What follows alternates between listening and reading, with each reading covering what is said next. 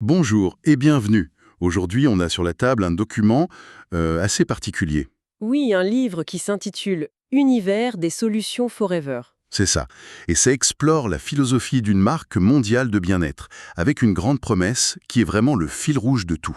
C'est de marier la nature et la science. Exactement.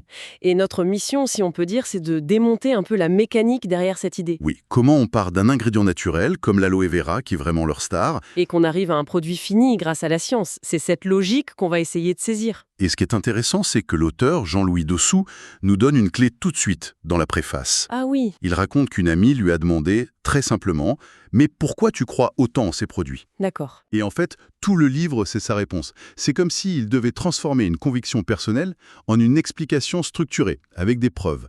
C'est ce chemin qu'on va suivre. Bon, alors commençons par la base. La philosophie fondamentale. Le livre utilise une analogie que je trouve assez parlante. Celle du diamant. Oui, la nature, c'est un diamant brut. Et la science, c'est le joaillier qui vient le tailler pour révéler tout son éclat. C'est une belle image. Et elle sert surtout à introduire deux concepts scientifiques qui sont vraiment centraux. Lesquels? Le premier, c'est la biodisponibilité. Un terme un peu technique, ça. Oui, mais l'idée est simple en fait. C'est la capacité du corps à vraiment absorber un nutriment.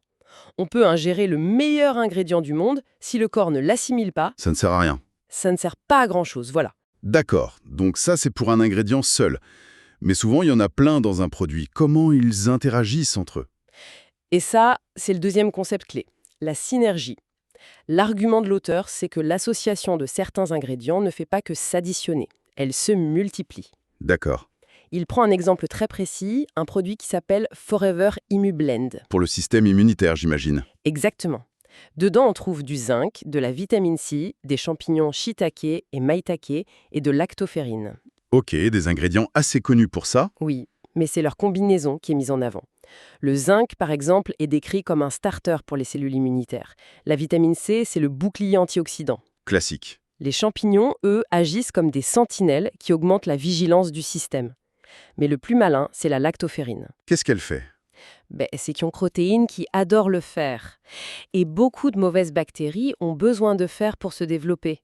La lactoferrine va donc le capturer avant elle. Et elle les affame en quelque sorte. C'est ça. C'est un mécanisme de défense très astucieux. Le tout forme une équipe coordonnée, tu vois. Je vois. C'est plus un orchestre qu'une simple liste d'ingrédients. Et le chef d'orchestre, si on continue l'image, c'est l'aloe vera. Toujours. Il est partout. Le livre en parle comme d'une plante presque mythique. La plante de l'immortalité des Égyptiens. C'est ça. Avec des bienfaits reconnus pour la digestion, l'immunité, la peau. Et c'est là qu'on revient au joaillier. L'aloe, c'est le diamant brut. Exactement. Et pour que ces bienfaits soient préservés, il faut une intervention scientifique. Le livre insiste énormément sur un procédé de stabilisation qui est breveté. Et la promesse, c'est quoi? De conserver 99,7% de la pureté du gel. Comme s'il sortait tout juste de la feuille. C'est audacieux. Mais entre nous, le mot breveté, ça peut être juste du marketing. Est-ce qu'ils expliquent en quoi ça consiste? C'est une très bonne question. Non, le livre ne rentre pas dans les détails chimiques du brevet. Secret industriel, j'imagine. D'accord, donc on doit les croire sur parole. Pas tout à fait. Pour contourner ça, ils avancent un autre argument. Une certification. Laquelle? Celle du Conseil scientifique international de l'aloe vera, l'IASC. Ah oui, je connais. C'est un organisme indépendant. Voilà. C'est leur manière de dire « Vous n'avez pas besoin de comprendre notre brevet, des experts l'ont validé pour vous ». C'est leur sceau de confiance. D'accord, la philosophie est claire. Mais maintenant, j'ai envie de voir comment ce fameux diamant taillé se retrouve dans un produit concret. Bien sûr. Et c'est tout l'objet du chapitre 3. On passe de la théorie à la pratique. Alors, un exemple, Jeda. Prenons la santé des articulations. Il parle d'un produit Forever Move.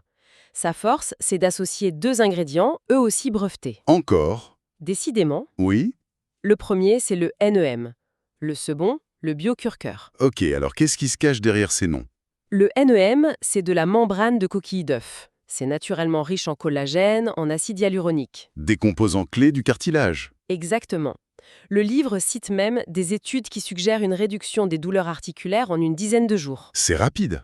Et puis, il y a le BioCurcur. Ça me fait penser à la curcumine du curcuma. C'est bien ça. Et c'est là que l'argument science prend tout son sens. La curcumine pure, en fait, est très mal absorbée par le corps. Ah oui, c'est le fameux problème de biodisponibilité. Tu as tout compris. La technologie Biokercure, d'après le livre, consiste à enrober la curcumine dans des micro-gouttelettes d'eau et de graisse. Comme une sorte de vinaigrette microscopique. C'est une bonne image, oui, et cette émulsion permettrait à l'intestin de l'absorber beaucoup, beaucoup plus efficacement. Sans ça, l'ingrédient serait quasi inutile. Je comprends. La science ne crée pas le bienfait, mais elle le rend accessible au corps. C'est leur argument central. On le trouve partout. Un autre exemple, c'est le Forever Daily, un multivitaminé. Qu'est-ce qu'il a de spécial? Une technologie nommée AOST, pour allo-oligosaccharides. Donc on retrouve l'alo. Oui, mais dans un rôle inattendu. Ici, l'aloe ne sert pas de nutriment principal, mais de véhicule. Les oligosaccharides de l'aloe formeraient un film protecteur autour des autres nutriments. Pour les aider à passer la barrière intestinale. Voilà, l'aloe devient un passeur de nutriments. C'est astucieux. Et je vois qu'ils parlent aussi de Forever Focus pour la concentration. Qu'est-ce qu'ils mettent là-dedans? Au centre de la formule, on trouve, je te le donne en mille, Un ingrédient breveté. gagné. Le cognizine, c'est une forme spécifique de citicoline, une molécule qu'on a naturellement dans le cerveau. D'accord. L'auteur l'explique comme une brique essentielle pour construire et réparer les membranes de nos neurones. Ça aiderait à maintenir le réseau en bon état et à fluidifier la communication entre les cellules cérébrales. Ce qui est frappant, c'est cet avalage de noms déposés. NEM, biocurcum, AOS, conisine. C'est une stratégie, en fait. Ah, mais c'est une véritable stratégie rhétorique, oui. On prend un ingrédient naturel connu, la curcumine par exemple, et on lui accole un nom breveté, comme biocurcum. Ça crée un sentiment d'exclusivité, de supériorité technique. Tout à fait. C'est très puissant pour se différencier dans un marché des compléments qui est complètement saturé. On ne vend plus juste de la curcumine, on vend une version améliorée, que, en théorie, les autres n'ont pas. L'analogie qu'ils utilisent pour Forever Move est très parlante d'ailleurs. Laquelle? Une équipe de mécaniciens d'élite pour les articulations. Ça me parle. Ce n'est pas juste un ingrédient, c'est une solution complète et experte. C'est tout à fait ça. Et il file la métaphore. Pour le calcium, par exemple, le Forever Calcium, il compare ça à la construction d'une maison. Comment ça? Le calcium, c'est le béton. Mais sans vitamine D qui joue le rôle de l'architecte, le béton ne serait pas utilisé au bon endroit pour solidifier la structure. C'est simple, mais ça rend le concept très visuel. Et c'est le but. Donc, une partie de la réponse à la question de son ami, pourquoi tu y crois, ce serait ça. Parce que la science est spécifique, brevetée, et vise à résoudre des problèmes concrets. C'est un pilier très important de sa justification, oui. Mais il n'est pas le seul. Justement, après toute cette science, le livre change complètement de dimension. On passe à l'engagement environnemental et éthique de l'entreprise. Oui, et ce n'est pas présenté comme un simple bonus. C'est vraiment une partie intégrante de leur définition du bien-être. L'idée, c'est que le bien-être ne peut pas être juste égoïste. Et sur quoi ils appuient pour dire ça? D'abord, l'impact environnemental. J'ai noté un chiffre qui m'a surprise. Ils affirment que leurs 50 millions de plants d'aloe vera absorbent l'équivalent de 2 millions de tonnes de CO2 par an. Ah oui, quand même. C'est un argument percutant. Ils ne disent pas « on ne pollue pas trop », mais « notre activité a un impact positif C'est ça. Ils transforment leur outil de production en un atout écologique. ». C'est fort. Ensuite, ils parlent de la gestion des ressources. Et ils se veulent très précis. Ils mentionnent une réduction de 90% de la consommation d'eau dans les plantations, Et comment? grâce à des systèmes d'irrigation au goutte à goutte qui sont alimentés par énergie solaire. Donner ces détails techniques, ça vise à crédibiliser la démarche. Et au-delà des plantations, au niveau de la production d'IA. La démarche continue.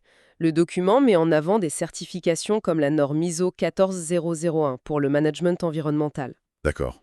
Et puis, l'utilisation d'emballages recyclables, et à tout ça s'ajoute le volet éthique, plus humain. C'est-à-dire? Le livre aborde les conditions de travail. Il affirme que les salaires dans les plantations sont supérieurs à la moyenne locale. Et pour les animaux? Ils ont la certification Cruelty Free.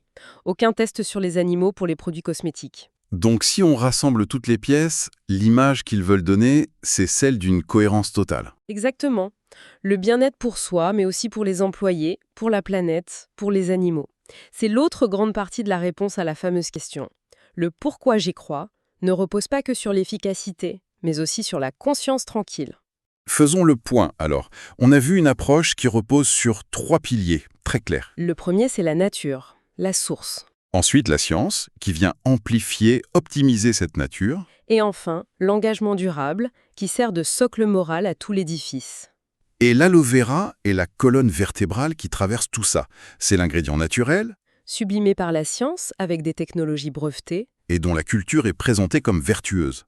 Le produit incarne la philosophie, en fait. Au final, ce que propose ce document, c'est une vision du bien-être qu'on pourrait qualifier d'holistique, au sens large. Ce n'est pas seulement la santé de son propre corps. Non, c'est aussi l'impact de nos choix sur le monde qui nous entoure. C'est un modèle qui essaye de réconcilier l'intérêt personnel et l'intérêt collectif. L'argument sous-jacent, ce serait qu'on ne peut pas être vraiment bien si nos produits sont issus de pratiques qui abîment la planète. Ou qui exploitent des gens. C'est une vision très moderne du commerce, je trouve. Et tout ce qu'on a examiné aujourd'hui présente ce modèle où l'efficacité du produit et l'éthique de sa production sont vraiment indissociables. Oui. Et ça nous laisse avec une question de fond, pour notre propre réflexion. Dans quelle mesure est-ce que les pratiques environnementales et éthiques d'une entreprise devraient peser dans la balance? Au moment de choisir un produit pour sa santé. Oui, voilà. Est-ce que c'est un critère secondaire ou est-ce que c'est devenu aussi important que la formule elle-même? C'est une question qui résonne de plus en plus fort aujourd'hui.